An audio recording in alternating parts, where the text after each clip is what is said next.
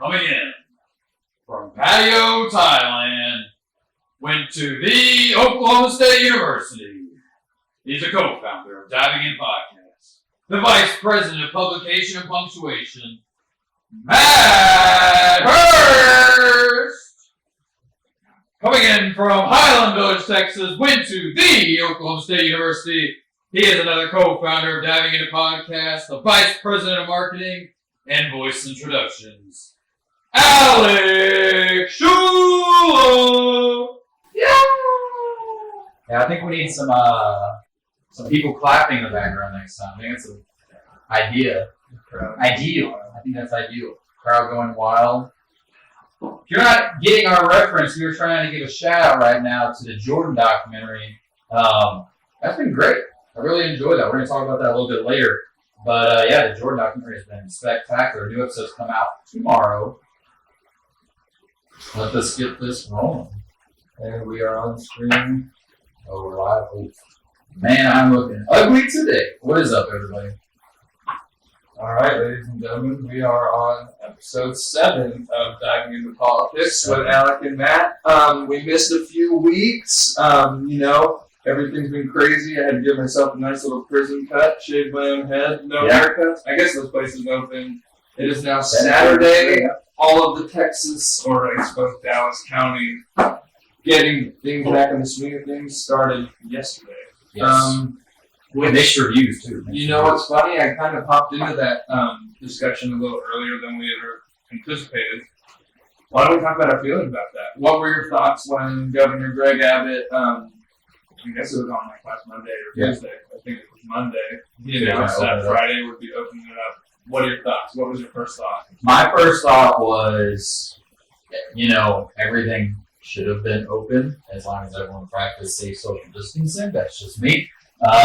So we went out to eat, or tried to go out to eat, and they were already at max capacity at Torchy's Tacos. So we tried to go out to eat last night, and Torchy said they're already at max capacity with social distancing, so we took it home to eat. I think that's a good deal. I think everything should be opening back up. The economy needs to get back to where it was. Love or hate Trump, you can't say the economy wasn't doing great things beforehand. So we need to get back to that. We took a major drop, and now we're trying to get back to the economy that once was. I'll show you all a little bit of a script, ladies and gentlemen. I have a pretty good point that goes well with this.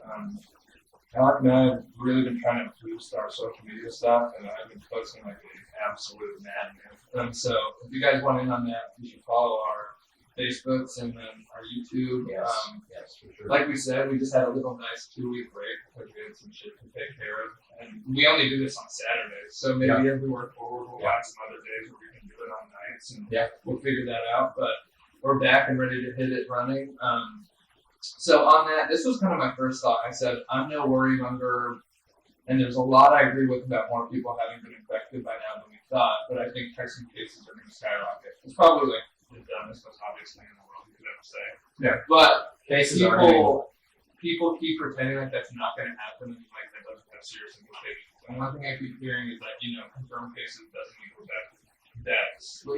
So what people say is more confirmed cases and more cases overall doesn't. They're trying to make this dishonest thing that doesn't equal deaths, which is true because we keep finding out that the death rate is lower and lower, right? Yeah. But more cases means more possibility of death. Ergo, more death. I don't know why people try and dance around that point. I understand that. Yeah. Like we kind of talked about with we were watching Andrew Cuomo, Governor Cuomo's morning kind of New York update on coronavirus stuff. Yeah. And we were sitting there. You made this point, like we're sitting there as realists, and I completely agree. He's saying like all these fancy words for how horrible the death count is still, but it's everything they showed. It was lower than everything they showed, so they're progressing well. He was basically saying that it's obnoxiously high for 299 people in one day who die of coronavirus. You take out, let's say, heart disease, obesity. You really want to talk about how many people die a day in New York? 299 from just coronavirus. It's going down. The numbers are going down. You get back to being open. yes, if we practice social distancing and being safe about it, the numbers might go up a little bit again, but at the same time, the death rate is still so low. I think that everything should be open. I don't really think it's that big of a deal. Yes, you can get infected, but I mean, we talked about this earlier. I'm pretty sure I had coronavirus back in November. I got tested for flu, strep, pneumonia, all this stuff. They didn't know what it was. I was out of work for almost 2 weeks, and I'm pretty sure I had coronavirus because they had no idea what it was. And I'm pretty sure if I went and got tested, they'd show the antibodies, be like, yeah, you had corona. You were probably the first case in the United States, actually. But you were probably the first guy to have it. So That's pretty crazy. who knows? Did you say November? Yeah. Yeah, so Like, November. November. It's pretty crazy, ladies and gentlemen, because we've had at least 4 or 5 people just within our you and me circle of talking to people on Facebook or wherever that talk about having it. Reed even. Yeah, Reed said that if you guys haven't seen him before on our show, he is a pilot and he had a great interview for us on second or third, so 4th episode, something like that. But so what's interesting is there's so many things that dance around that conversation. Somewhere along the way, fear took over talking about what exactly flattening the curve means. And so when you start addressing that conversation and you say, okay, in terms of hospital, utilities and resource management, we did a really good job. And we started cohesively at some point as a country really addressing this. Tons of people were taking it seriously, staying home, quarantine. Yeah. But then where's the point where you say curve has been flattened? Deaths aren't maybe still rising, increasing that rate every day. Yeah. But in terms of getting back to real life and getting back to work, not rushing people who are in critical condition or who have conflicting underlying issues that are really going to affect them. Which is like the death rate is tiny. And so then you start thinking, okay, everyone's arguing this week about whether we should be getting back to things or not. We probably should have been getting back to things 2-3 weeks ago. And so this is where, to finish out what I said on that post, I said, before anyone says anything, blah, blah, blah, I meant for people that previously would have been fine. And, I suppose, this was the thing I fired up immediately. After seeing Governor Abbott's declaration, blah, blah, blah. And the more I thought since then, it's the logical thing to do. I have a buddy named Bob, and he talked about Schrodinger's virus, basically. Yeah. And if you don't know who has it, who doesn't have it, you don't have the means to test everybody. And then by day, it is becoming less lethal, lower and lower and lower death rate. Yeah. You figure nobody knows who has it. A lot of people who didn't know they had it, like you didn't. Your doctors, your parents didn't really come to the realization that in that last November. Yeah. Only now. And you think about that. And we've seen, not to jump too far forward, but the 2 doctors out of, I think it's Orange County, but whatever it is, California. It's California. Yeah. And it's not Orange County, it's somewhere else. I was looking at the stats. But they came out with what seemed to me like a valuable video. I watched a lot of it, and at least they were offering opinions on data and stuff. And they basically got shit up by the entire left. Disagree with the media. And anybody who doesn't agree with the mainstream. So here's that video actually, and it's been stripped from YouTube. And so it's interesting because YouTube announced basically that they're going to take down anything that conflicts with WHO information. Well, what does that even mean? Why are we doing that? And I suppose it leads to another post. I don't know where it is. Yeah, it's this one. This was the original statement that came out by the ACEO. Okay, so I'll read it to you because I didn't know what the exact ones were. The American College of Emergency Physicians and the American Academy of Emergency Medicine. They came out damn near immediately in a couple days after that video came out and condemned them with this statement, and then followed it up a couple days later. I'm not going to spend all the time to read this to y'all, but basically they're talking shit on those 2 doctors. And it's interesting because you have yet another hyper-politicized it's not even an issue, It's a commentary on an issue. People are getting blasted for offering alternate opinions. You're not allowed to have an opinion if it disagrees with the media. I mean, this is my big thing, where, I don't even know where the post is, but why can't we question these people? Also, why can't you have why can't you have different narratives? If anything, I mean, I'll side with the left on one thing. I think it's really stupid to be protesting your right to not be quarantined and blah, blah, and go back to work. Nobody has ever been telling you that you don't have the right to go to work, besides the people who are getting furloughed and, that sucks, getting furloughed and fired. We're getting back to work. Why are people choosing the last week to start protesting when, was this Monday, Tuesday kind of stuff when we hadn't announced that we were going to open? I think the issue is, the biggest protests I've seen, I think, were out in Michigan. And it was right after our governor and some other governors came out and said, hey, we're going to open up on Friday. And Michigan looked at that and said, why aren't we opening up? We have less numbers than some of these other states. Why are we opening up? And Michigan's governor basically said, I don't agree with what they're doing, and this is what we're going to do. So, in a way, you want to be a free American, but when it comes down to it, if you're governor, which is, for most people, does a lot more than our president, like we talked about before, vote local. If your governor says you can't do that, then again, you can't do that. And protesting, that's only going to make the numbers go right back up, so maybe you're playing right into their hands. I do. Here's the thing. I love some conspiracy theory. And there's a ton of things you could address with constitutionality and the power the government's taking on during this time. Shit, you talk about three spending bills that have gone on that have added so much debt we haven't even seen. I don't even know if we saw that addition to the national debt during Obama and Bush combined spending. Yes. Just shit to address the economy. And I can be totally fucking wrong. I'm not an economist, but I know Obamacare is expensive. After that, I don't know. Here's my point. And people can be as upset as they want to be with not being able to go to work, blah, blah, blah, fake virus. It's not a fake virus. No. And we can talk about the realities of fallacies, connections to the Wuhan lab, all of the connections with the Obama foundation or administration to testing in China, blah, blah, blah. But that doesn't, you don't come back and say, it's a hoax virus. It's not. It's killing people. Yeah. And so, yes, you have the right to go back to work. Once you have worked with everybody to do your part in flattening the curve, then we can look back and say, hey, was that warranted? From things we're seeing progressively on the death rate, no, it really wasn't at all. And so then, where do you even go from there? There's always some lens that people are looking through. Let me think for this. We were talking about Tupac. All this stuff is. I was like, what the hell? Is this the right one? Check this out. This was Friday. Yesterday. Georgia's COVID-19 death toll increases to 1,165. Cases reach nearly 27,500. Georgia was one of those states even fighting to restart early. And Trump was telling them, don't do that. Or was disagreeing with some of the ways they were doing that. I think this brings us to another interesting point, which is this one. Patrick Rapidi, I don't remember who that dude is. He's a pollster.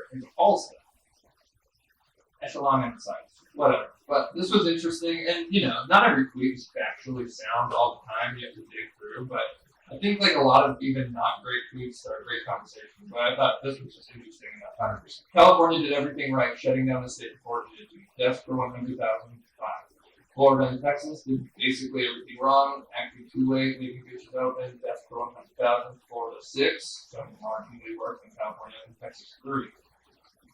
Substantially less. Yeah. Now, keep in mind way though, more of those conversations with population density, blah blah blah. Our beaches are nowhere nice as theirs, so do we really need to close our beaches? Well, yeah. If you've been to Galveston, it's not that nice. Well, it's not that nice. Have you been seeing all the pictures of those beaches in California? I have. Shit's insane. I so many people. And he's out at Huntington Beach. And that's exactly what I was reading. Yeah, he's out at Huntington Beach, and he's like, it's not good. But people are just out there protesting to go surf. There was some politician or Gavin Newsom or something that was talking about those people are being super spreaders, blah, blah, blah. Yeah. And, to be fair, they probably are.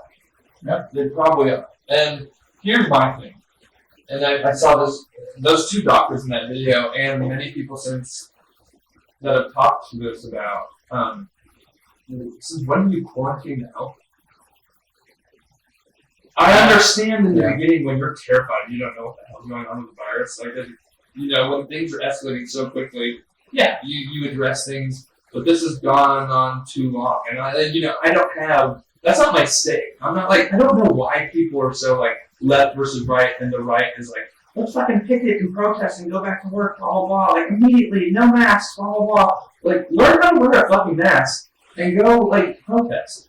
Here's the real question. We're hitting it from a very weird angle when it's money versus people dying, and it's like, oh, we'll let the boomers die for the economy. Like, what are you talking about? People emotionally insert themselves into our economy and our national debt for no good reason. The question here is, why can you go to Walmart and Home Depot and Lowe's and these other businesses that are forced to stay open? And these people aren't required to wear masks, right? I completely agree with this point. And you're allowed to go into Walmart and buy your groceries without a mask. No one, not no one. Not everybody practices safe social distancing. These people are going out to these grocery stores, to gas stations, to Lowe's to fix their house. Not everybody's wearing a mask, but yet everybody's scared to reopen business. It makes no sense. That ties me back. It makes no sense. It ties us back perfectly to this because I completely agree. The more you think about it, and the more you say, okay, all of these grocery store chains, all of it doesn't even fucking matter. Every essential business, all of the suburbs, the restaurants that are open only for takeout, blah, blah, blah. These are entire staffs cohesively working together. Okay, and those aren't the best examples. Restaurants aren't the best examples. But medical staffs aren't. You have these people working in extremely close proximity, extremely stressful situations, over hours. Yeah, that they're not getting compensated for. Yeah. And yet, you generally have these people working healthily. And this whole time, you can think about this and it could be conspiratorial in a way. None of these Krogers, Walmarts, and stuff really have been reporting on that many cases. That's either the cold hard reality. We heard about like that one Walmart that had 17 cases or some shit, and they addressed it pretty quickly. Well, first of all, when you go to any store, all of the workers aren't being that sick. The people who do the carts in the front, you always walk through, they're cleaning stuff, sanitizing people's hands, blah, blah, wearing face masks, but they're not doing that much. And then, you've been to supermarkets. We've all been to fucking Walmarts and stuff and seen people who are packers and doing stuff. Yep. There's not a chance they're either lying so they can stay in business, or that's just the reality of how not serious this is in terms of, like, what should we say? Lethality, like in terms of you getting it and really shit hitting the fan. Yeah. Chances are, if you're working at a grocery store, and I'm not saying this for everyone who works at a grocery store, if you've been working at a grocery store throughout this time, you're probably not sitting with underlying health complications. Yeah. If you are, you are in danger, and you shouldn't be doing that. Right. Wait. So to really hit that point, my buddy Ryan, that we always talk about, who was a few houses away. He's just super smart dude. He said, honestly curious about your opinion on elderly and high-risk individuals self-quarantining and the rest maintaining proper hygiene and etiquette. Let's be honest, besides schools and churches, nothing really shut down here in North Dallas, which is true. Have you been to Lowe's or Home Depot? Their foot traffic almost doubled year over year during lockdown. It's a completely true point because people pick and choose what they want to do. And so people are all quarantining and people are all quarantining and freaking out and they're like, hey, blah, blah, blah. You need to stay home, you're killing people. And then people get bored being stirred up and they go to Home Depot and they think, oh, quick pop to the store. So what's different from any of these stores versus going to your grocery stores and your hardware stores? Is it the leisure aspect? Is it people don't want you enjoying yourself in a restaurant, like just chilling, whatever? Everybody's been shitting they're on necessities. Everybody's been shitting on Polyville for opening. It's so dumb. It really is so dumb. Like, especially in a workplace like, at Farmers, where everybody's in a cubicle, and if you socially distance, okay? Let's just say that you have every third cubicle has to work from home 3 days a week. Okay? So then, in between those days, you have people working from home, you get clean cubicles, and you're still practicing social distancing because they're 3 cubicles away from each other. But either way, you can still go to work. Like, if everybody works in a cubicle, you can still find a way to go to work. It's just like a way to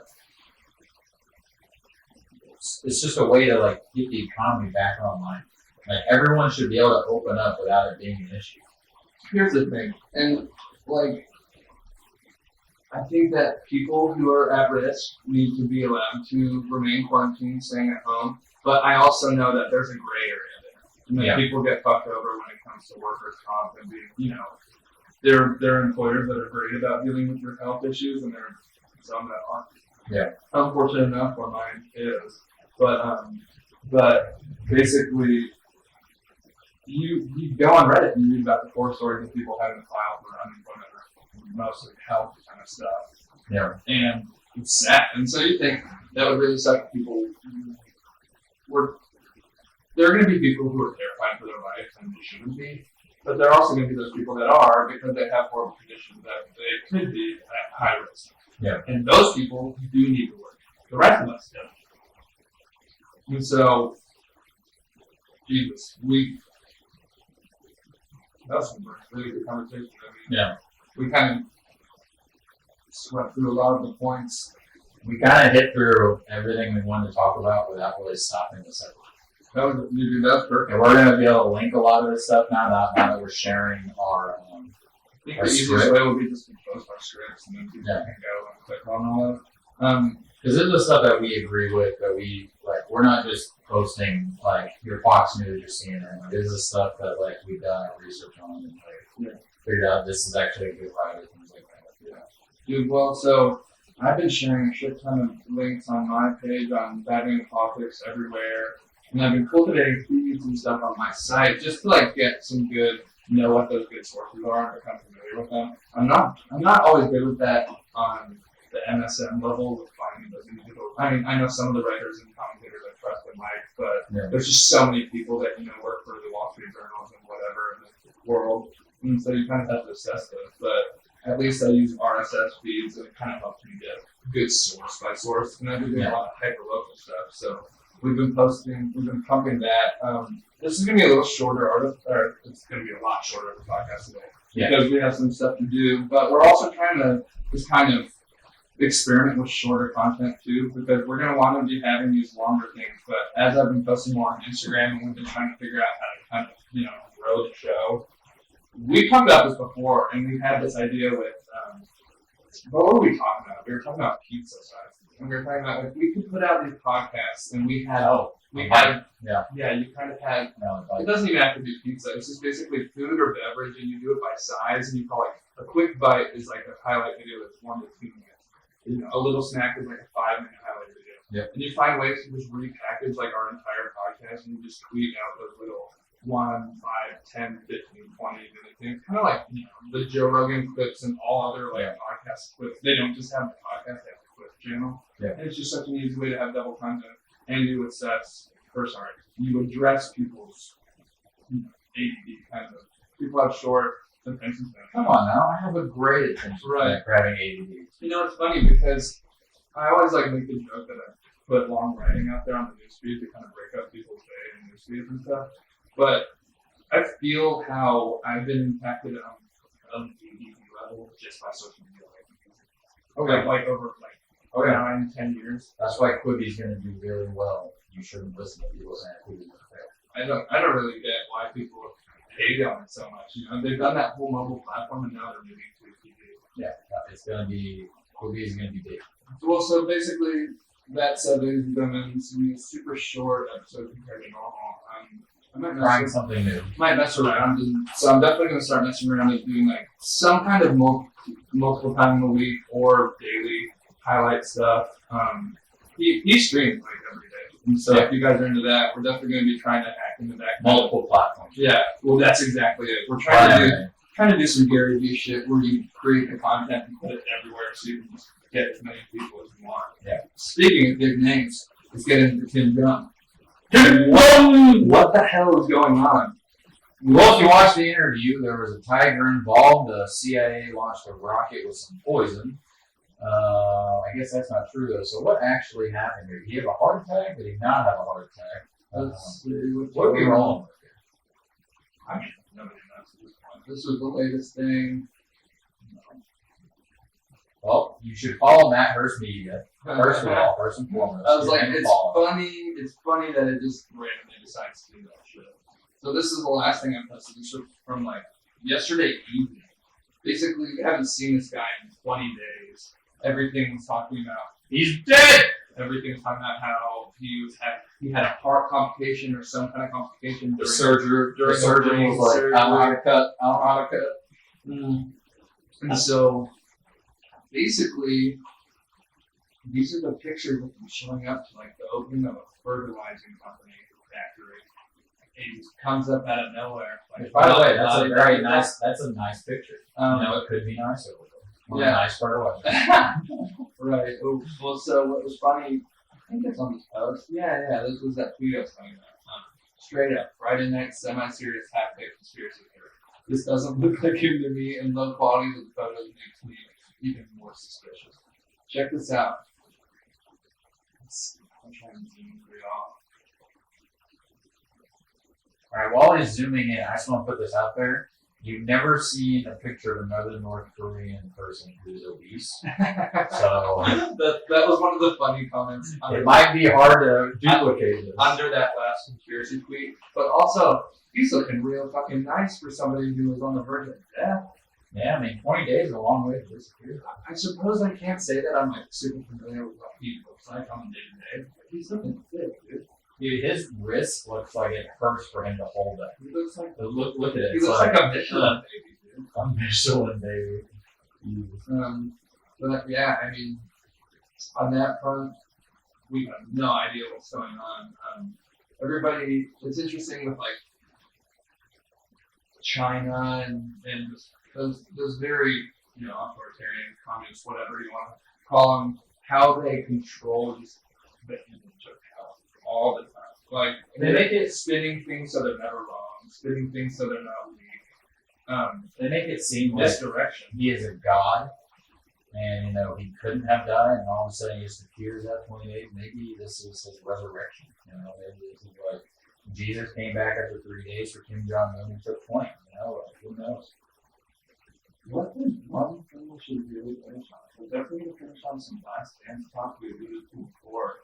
Ladies and gentlemen, we're definitely not going to get to talk about the NFL draft, but we'll throw together a special. CD! That's all I gotta say. One thing we were talking about is let's set up our podcast where we can do shit and like call in together from home.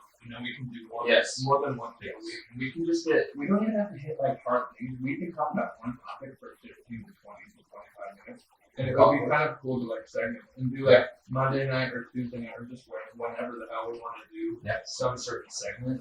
We really would appreciate some comments too, what you guys would like us to talk about. Sure. Also, It worked out. I would love for that to be centered around some viewing things. So we talk about standardizing like during the week evening show. We tie that directly into like presidential ethics or something. Just this whole race going into November. Obviously, a wrench has been thrown in the plans with everything coronavirus. Yeah. But for sure. Also, we will bring this back for sure.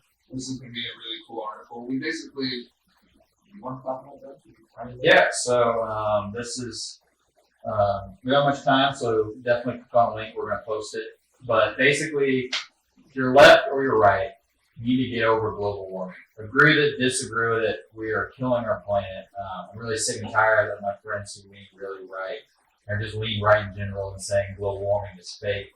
I may not agree in every aspect of global warming, but what we're doing to our planet is terrible. So microplastics is basically when plastic breaks down, it still stays in the ocean. When you eat a fish from the ocean, there's pretty sure I was telling you like a 9% chance that it has microplastics. I'm probably even higher than that. I don't even remember what we talked about earlier. It's super high.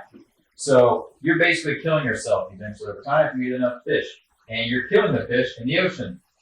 And that's still our food cycle for a big number of population around the world. Also, it's just terrible because this article shows how much is in just a square meter of sand. So if it's in just that much sand just sitting on the ground, think of how much is just floating around in the actual ocean. You can't even measure that. I'll make sure to throw that link on here. But yeah, it was like an astounding number. And it's interesting. So I had that devil's advocate thing on there. Not because, I don't know, there's something about like conservatives get so caught up in just denying that it's happening at all and It's like, why do we anchor ourselves to political parties to such stupid fucking stuff? It's like, why don't you It's ridiculous. why don't you say, okay, it would be pretty absurd to consider that we do everything we do on an industrial scale globally, and it doesn't impact the environment. Now, what I do understand is paying the things like, just the money aspect of it, the government control aspect and the funding of it. You're supposed to bestow millions, if not billions of dollars to these organizations that are essentially the WHOs in the world that really don't fucking do anything. Yeah, they don't. And then they act like the Paris Climate Accord, people had a fucking aneurysm because Trump didn't want to put money into something that we, once again, were putting much money into. And that was doing what? We don't have time to talk about it, but if you look at the numbers from when Trump pulled us out, he literally had the United States doing less eco emissions than when they were in the Paris climate agreement. So what difference does it make? If we're in it, if we're not in it, if the numbers go down, why would you not be happy for that? People are still like, well, he left. It's a big deal. Oh, he left. No, our numbers are going down under him. Why would you not be happy about that? There's the politicization of stuff like that, like topics like that, and global warming have to lean a certain way. It's just ridiculous. It really is. So shit we missed, folks. This talk of the draft, a little talk about Schefter. Although we can put that real quick. Cowboys to the bowl. Schefter was talking about how boring things were, blah blah blah. For the first time in forever, a real life sporting event, which is true. It was a phenomenal time. It was to great. get into the NFL draft, but people were giving him shit because he forgot about the what? There's a WNBA? A what? So I couldn't even tell you a single WNBA player. I'm gonna do that stud chick from Oregon only because I've been editing. Okay, that's fair. I've been editing for that sports website, and so I've been like staying up a bit on my sports. But I will be dead honest. Who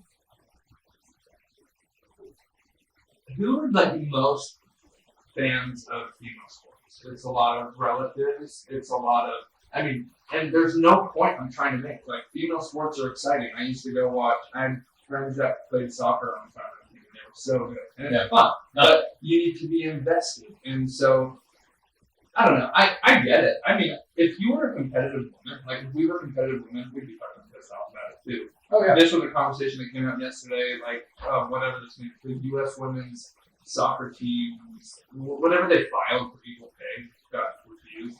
Yeah. Of course it was.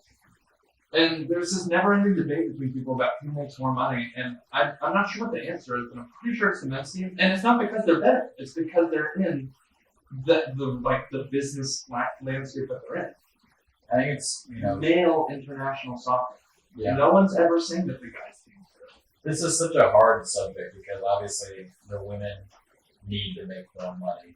And then when you look at it economically, People forget that money comes straight from TV broadcasters? Yeah, more people watch the men's games even though the women are better, which is why the men make more money, and it's ridiculous. I think the women need to be paid equally on that aspect. But in other sports, it's just like, it's not even close. Like WNBA, how many people even watch it?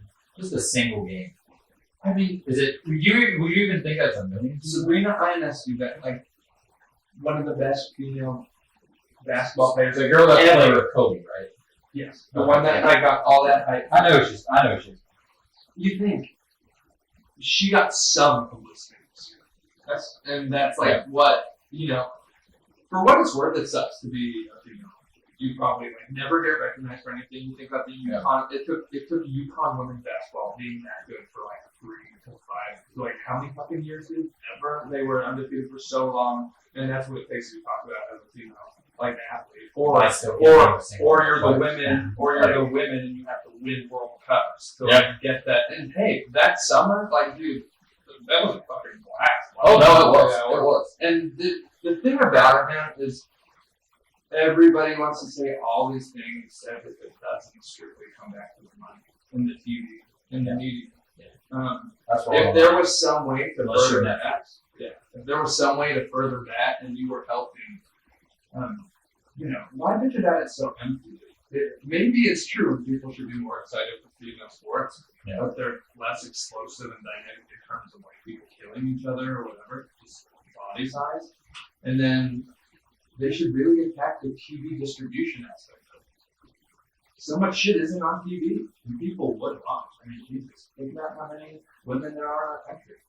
But look up to that. All right, folks, we're stretching out thin on this time here. I will make sure to add a few links to this, but I might gray out the parts that we're going to want to hit in the future. We're really going to tear apart this Biden thing. If you follow us on social media, we've been posting about it a lot. I actually have to head out of here, but the links that we've been posting, the stories, the comments we've been getting are great. We appreciate the feedback. That's something that's not being talked about enough on the news, on social media. It's starting to get more picked up. Before we actually started streaming this today, Matt was showing me an article from, I think it was Washington Post. Which article? I think it was Washington Post saying that he said something about the little girl or something. Alright, Jesus. I don't know where I put that, but We're going to have a it link was it some for you. creepy stuff. Yeah, well, creepy. It was just, he was telling us like 14-year-old girl that she was blonde out for 14 or something. Yeah, It's that's. like, what the hell are you talking about, dude? If Trump said that, that'd be. I heard somebody say that around my sisters. I fucking sleep on. Oh yeah, no question. But it doesn't matter because it's Joe Biden. I just don't think. They'll literally forget. That takes us What he directly does. to. Unfortunately, it's not pulled up on this. It's on this page, and I'm not gonna stretch this out so you can leave. But that one we just pulled up, "Stay Alive, Joe Biden." It was Yes. It was an article by the Atlantic. If you heard that on Joe Rogan, listen to the 10 pull-ups are great.